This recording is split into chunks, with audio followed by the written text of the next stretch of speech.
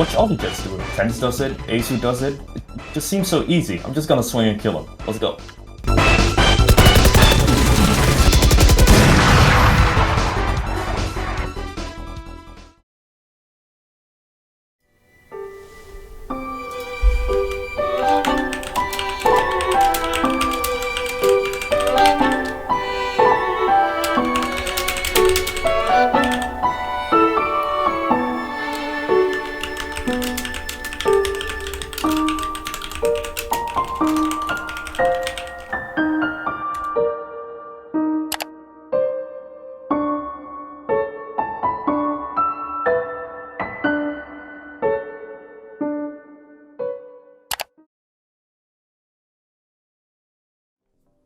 Hey everybody, and welcome to my very first video.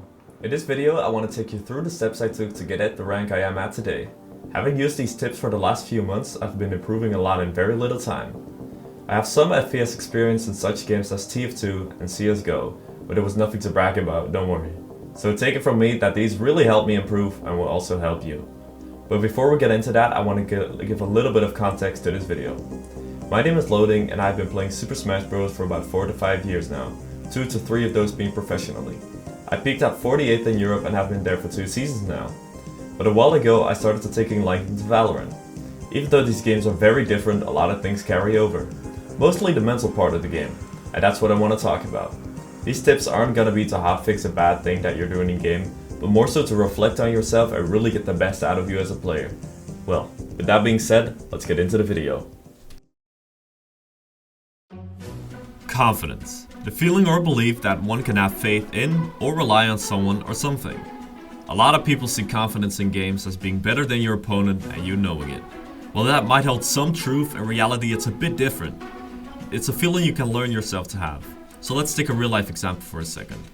Let's say tomorrow you have a math test and you're pretty good at math. You didn't study though, because you were playing Valorant obviously, but looked over the material quickly and found it to be quite easy. You didn't study, yet feel confident.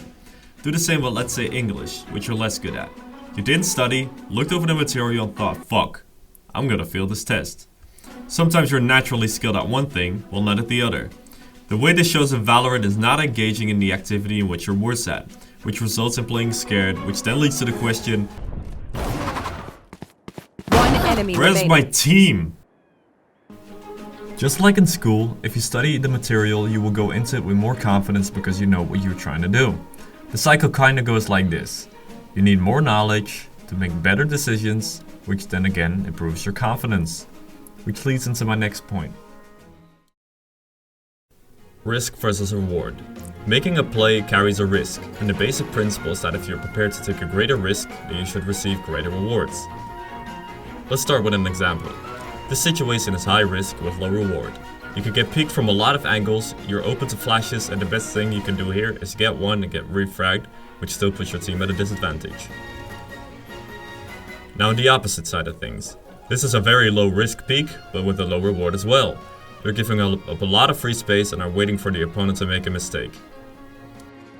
The great thing about Valorant is that you can adjust these risk versus rewards with your abilities. While swinging into an op like this is very risky, you can make it safe with just one flash and even push it to a kill if you happen to get lucky.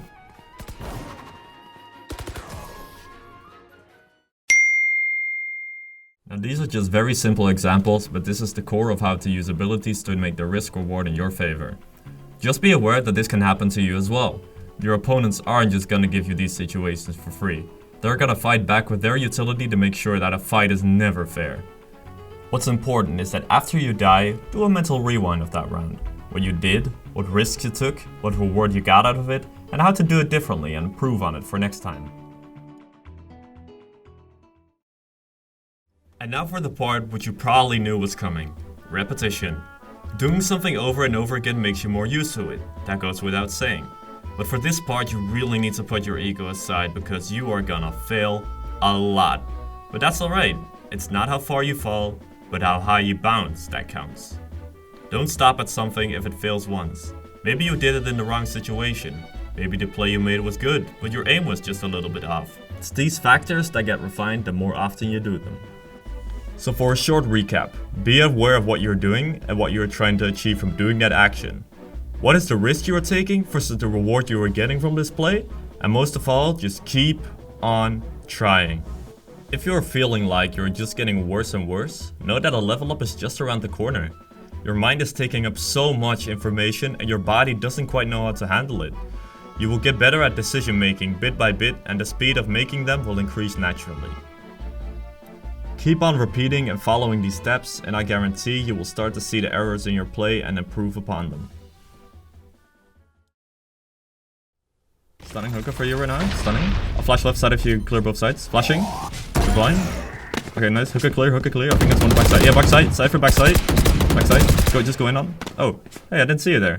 Well, I gotta thank you for watching my first video. I hope you enjoyed it, and if you did, don't forget to hit that like and subscribe. Oh, there's a lot going on outside. I gotta go kill a Cypher. I'll see you guys in the next one. Blinding!